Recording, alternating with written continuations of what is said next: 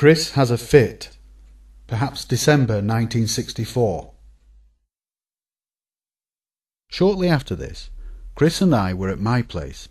My mum and dad were out, but our Steve and my grandma were in the house somewhere.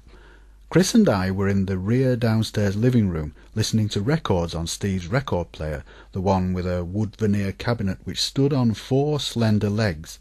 Suddenly Chris fell across the corner of this, making the pickup bounce across the record. Then he lay still, face down on the floor. Either Steve and my grandma were nearby, in the kitchen perhaps, and came over to see what had happened, or else they heard the thump as Chris hit the floor and came into the room from elsewhere. They stood there in the corner of the room, shocked and motionless, pale with fright, staring down at the motionless figure of Chris.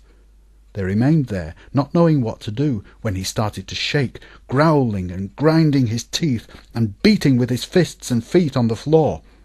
There were 2 or 3 episodes of this, lying still, then convulsing. Meanwhile I was calm and cool. I was playing the expert, having seen this happen before, at least once. I simply said, "Let's put the kettle on." They were horrified at what they took to be my callousness. "How can you say that?" But what I intended to do was make a cup of coffee, which I thought he would need when he regained consciousness, which he duly did, feeling worn out and perhaps with a headache, and with no memory of what had just happened, but otherwise none the worse for what he'd been through.